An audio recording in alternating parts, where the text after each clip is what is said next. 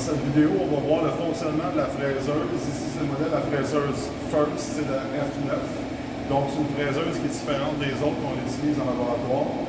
Celle-ci va être exclusivement en première session utilisée pour les pièces de tournage, dont les joints d'hexagone qui vont être faits ici avec le mandrin rotatif. Et dans certains cas, on va voir aussi, pour faire les méplats sur les pièces des joints, on va utiliser le gabarit dans les taux ici. Je dis dans certains cas parce que des fois, on va pouvoir faire le montage des joints sur d'autres machines. Donc, le fonctionnement de la machine ici, point de vue sécurité, c'est un garde qui est différent de ce qu'on utilise généralement. C'est tout simplement un garde par pivot. Donc, il n'est pas verrouillé celui-ci, mais aussitôt qu'on le roule, ça vient faire le même travail, ça vient interrompre le fonctionnement de la machine. Donc, pour pouvoir utiliser la machine, il faut venir faire le bouton de départ pour pouvoir travailler avec la machine. Une fois qu'on rouvre le garde, ça vient couper l'alimentation.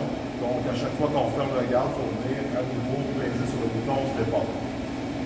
Point de vue sécurité, ce qui reste aussi, c'est le bouton d'arrêt d'urgence, évidemment. Donc, quoi que ce soit qui se passe hors de votre contrôle, une pièce mal fixée, une pièce mal fixée, juste peser sur le bouton d'arrêt d'urgence. Par rapport au garde, il faut faire attention. C'est un garde qui est quand même ajustable, mais il faut avoir autorité à venir ajuster le garde. Donc, en classe, il va être déjà positionné pour qu'il soit fonctionnel et sécuritaire par rapport à la tâche à accomplir. Donc, en aucun cas, on peut se permettre de venir désajuster l'assemblage du garde. Il y a la règle digitale qui fonctionne dans les trois axes, X, Y, Z, évidemment, comme sur les autres fraiseuses, ou même sur les taux, c'est le même fonctionnement pour la règle digitale. Donc, quand on est rendu à venir travailler avec la machine, pour insérer l'outil, c'est la même façon.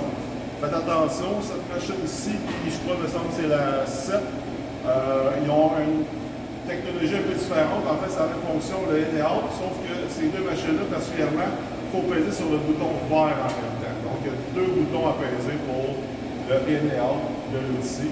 Donc, insérer l'outil et rejeter, c'est la seule particularité. Donc, si je vais mettre l'outil en rotation, donc, c'est pas une machine avec une drive, avec un potentiomètre un peu comme les autres. Ça fonctionne un peu différemment.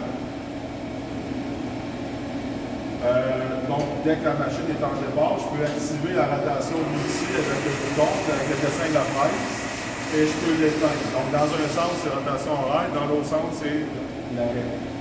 Si je veux ajouter mon RPM, c'est avec l'écran qui est juste au-dessus. Je vais vous montrer ici plus tard. J'ai la petite roulette juste en dessous. La petite roulette qui me permet de varier le RPM, donc en lien avec le rapide, donc les hautes vitesses et les basses vitesses. Donc un peu comme sur les autres fraiseuses. Lorsqu'on est sur les basses vitesses, c'est une lecture telle quelle, ou sinon c'est x10. Pour le déplacement des machines, lorsque vous allez travailler sur une machine, la machine va être déjà setée, déjà en position de travail. Il faut faire attention au déplacement des axes pour ne pas avoir d'accident avec le mandrin. Donc, pour ce qui est des déplacements d'axes, on va y aller manuellement. Donc, généralement, la base va être à 0 pour éviter les erreurs. Donc, tout simplement, ce qu'on va avoir à faire, ça va être de manipuler le garde, ouvrir et le fermer, activer la machine, puis activer la rotation. Puis on va déplacer nos axes manuellement pour faire le travail. Donc, pour ce qui est du contrôle un peu plus proche, donc si je fais départ ici, je vais activer avec le bouton, on a aussi le dessin ici d'une fraise à surfacer. Donc, je le mets du côté vert pour la rotation, puis je peux passer de l'autre côté pour l'éteindre. Okay? On ne vient pas ouvrir le garde pour éteindre la machine, c'est vraiment dans les boutons comme qu'ils sont conçus. Donc, la petite roulette ici, si je mets l'outil en rotation, je suis capable de, dépendant de la graduation, je suis capable d'accélérer le RPM ou le descendre. Okay? Puis là, ben, en haut, c'est les hautes vitesses, puis en bas, les basses vitesses. Puis c'est un levier sur le côté de la machine, la même chose que les autres machines, les autres fraiseuses. Donc, j'ai dit que c'est une machine différente par rapport au drive, mais c'est quand même une drive, là, mais ça fonctionne différemment. Donc, le potentiomètre, c'est pas une lecture digitale au niveau, c'est vraiment plus une lecture avec l'indicateur, mais ça fonctionne un peu de la même façon. C'est tout simplement différent.